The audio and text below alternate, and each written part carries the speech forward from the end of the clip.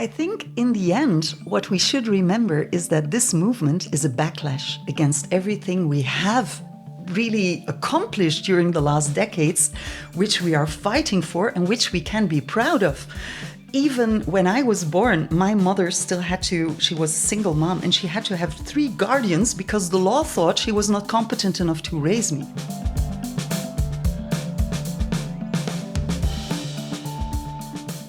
Welcome back to The Right to Decide. I am Sophie in Veld. Now, in the last episode, we spoke about where does the anti-gender movement get its money from? Some $1.2 billion has been spent since 2019, and that money has been used to restrict rights, to spread misinformation, and shape public opinion.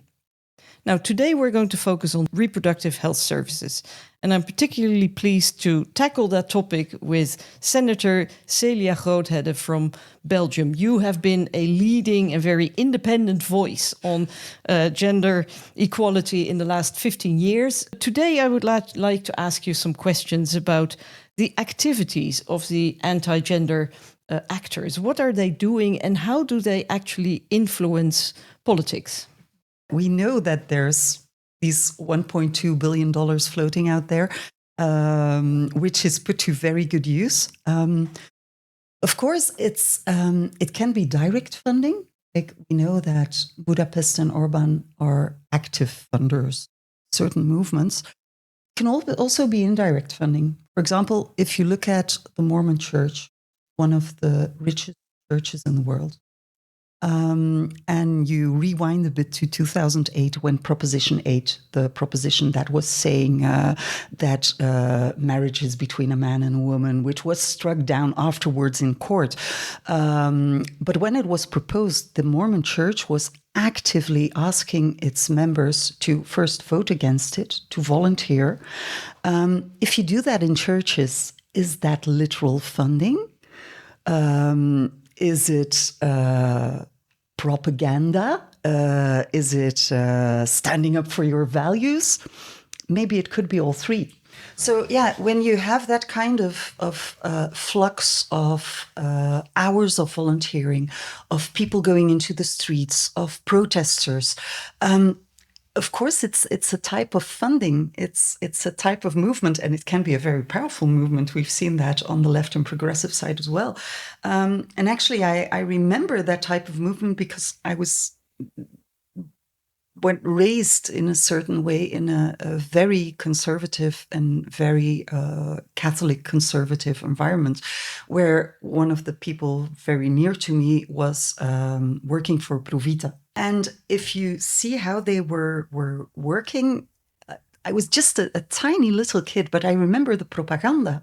I remember how there was this movie, The Silent Scream. I noted it down because I wanted to remember, which was full of misinformation. And Provita was actively going out to schools and doing these workshops where they were spreading misinformation on contraception, which they are still spreading, saying that the pill has a certain effect on your fertility, etc. In the end, that movement was so powerful that they were able to stop all abortion care and all abortion legislation in Belgium from 1977, when Lucienne Herman Michielsen first introduced her bill, to 1990, which was when it was voted. Yeah, there was a this I have to say, this anecdote when the abortion bill was passed in Belgium, officially the king had to sign the law. And he felt that from his Catholic beliefs, he couldn't do that. So they found a solution because then for one day he was declared incapacitated, I believe. So he couldn't sign the bill. But it struck me. It was interesting, yeah. Yes. So from what you're saying, because we see indeed that on the one hand, this message that contraceptives, the pill is bad for you, that's catching on with young women. At the same time, I also note that, 35 years on from the abortion bill, that the abortion debate is still on the table, and we still see it was an issue in the last elections, and we still see that it is very, very difficult to further liberalize abortion in Belgium, and the same applies to other countries. Do you see that the same forces like the church and other organizations, are still pushing back against strengthening women's rights? I think everybody sees that. That was one of the points with the last pope, right? He was, maybe we should make a difference there between left and progressive. He was left in social issues, and he was very much for things like combating poverty, which is great. But he was extremely conservative in terms of values and in terms of individual rights. And you see that several parties are latching onto that. For example, in 2018, Provita screened a movie in the Kinepolis in Antwerp, and you see that Vlaams Belang members of parliament, even one of the youngest members of the Vlaams Belang, which is an interesting evolution that such young men, especially, but also young women, are latching onto this conservative agenda, and something I think we should concern us very, very much, and we should be very much active about. This is what my book is about as well. But you see that they are airing those movies, that Vlaams Belang and the extreme right wing is latching onto that. I know that the Flemish far-right party, Vlaams Belang, is in the top 3 Europe-wide of political parties spending money on digital advertising. They're spending literally millions on digital advertising, targeting, in particular, young people for their far-right message, but also, as you said, introducing, or in the slipstream of that, the anti-choice, anti-gender agenda. Can you say a little bit more about that? Oh, they have very deep pockets. You're right about that. And it's not just, actually, I think it's mostly not about spreading their political viewpoints. It's mostly about spreading a cultural agenda. And anti-gender and anti-choice is part of that. It's just part of an amalgamate, and it's really working. You saw, without any doubt, the recent international research that shows that young men right now are more conservative than their fathers or their grandfathers. And there is a gender gap that has always been there, but right now really is so large between young women who are much more progressive and left-leaning and young men who are more on the right than, well, in decades.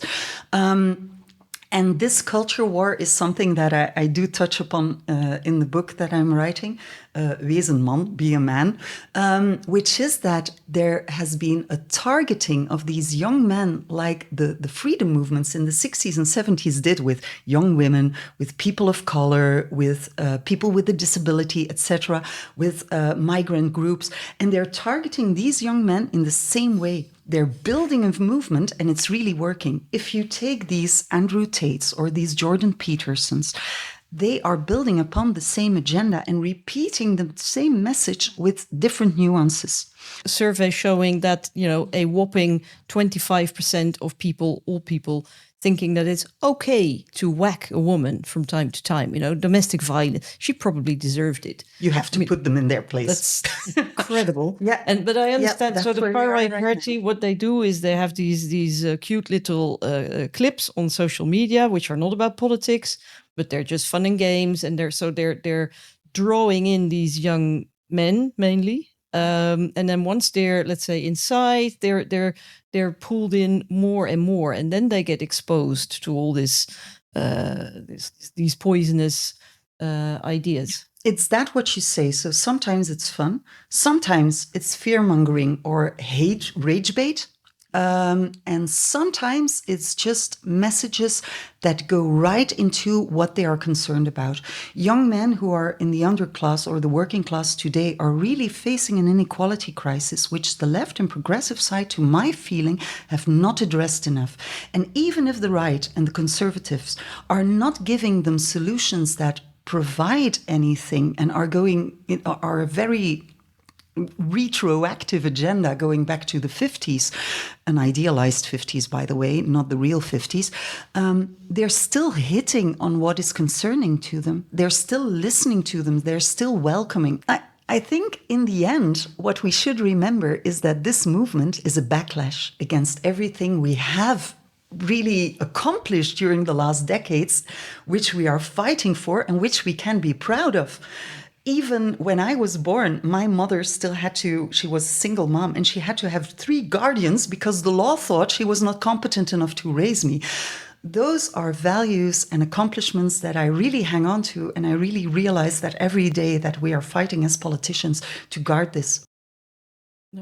Okay, thank you very much, Celia. Thank you, Sophie. And thank you for watching this episode of The Right to Decide. We have been discussing many different things, but in particular how young people are being targeted by far-right movements, by anti-gender movements, or even worse, the combination of it. And we're all looking forward to Celia's book to provide some answers. Thank you very much.